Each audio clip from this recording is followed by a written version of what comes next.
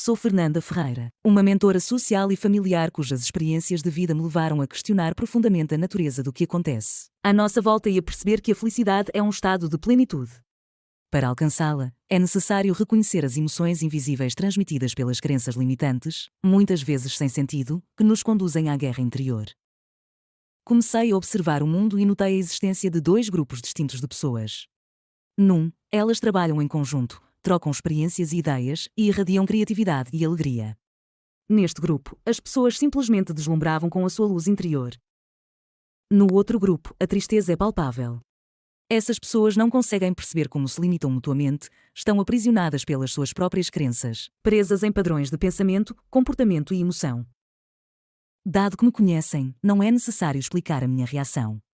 Senti um impulso incontrolável de intervir, munida das minhas melhores armas. Sim, armas. Pois, por ironia, a mente parece estar programada para ouvir termos de guerra neste momento. Dirigi-me ao primeiro homem que encontrei, com a minha capacidade telepática, fui transportada para a sua realidade. Ele vivia num mundo de desconfiança, onde acreditava que todos queriam prejudicá-lo. Para se proteger, começou por prejudicar os outros. Percebi que as minhas ferramentas de ajuda eram inúteis. Após tentar falar com ele sem sucesso, afastei-me. Logo em seguida, deparei-me com uma mulher que vertia lágrimas em quantidade suficiente para criar uma inundação. Quando a toquei, mergulhei no seu mundo. Ela abrigava uma crença profunda de que a humanidade estava condenada, que a maioria das pessoas era cruel e má. Essa crença moldava a sua realidade, fazendo com que enxergasse apenas histórias de abuso, crime, tortura e injustiça. As minhas ferramentas eram um pacote de esperança, mas a sua dor era avassaladora. Dei-lhe a esperança, mas o pacote ficou esquecido no meio das lágrimas. Respirei fundo e afastei-me novamente. A seguir, deparei-me com uma mulher que irradiava uma luz incrível, atraindo todos à sua volta. Parecia diferente das outras e eu tinha esperança de poder ajudá-la. Contudo, quando a toquei, percebi que, apesar da sua luz, ela não conseguia amar-se o suficiente para ser capaz de ajudar outros. A sua falta de autoestima atraía pessoas que não a respeitavam e que abusavam da sua generosidade. O que eu tinha para oferecer era amor próprio, mas, assim que lhe dei, ela também o doou. Sabia que só poderia mudar a sua situação quando percebesse que merecia tudo o que oferecia. Com um encolher de ombros, afastei-me mais uma vez. Então, deparei-me com outro homem e, ao tocá-lo, vi o seu mundo. Estava cheio de desconfiança e raiva, direcionadas para pessoas, coisas, governo e sistema de saúde, enfim, para tudo.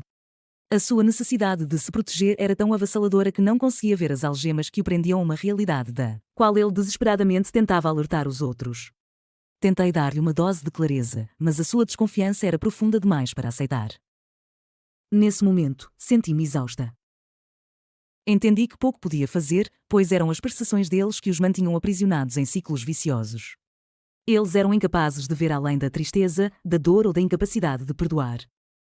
Lembrando-me dos anos em que também me senti triste pelas dores do mundo, quando encarava a realidade como um fardo e acreditava que tudo o que fazia era insuficiente e errado, senti-me cansada e desanimada.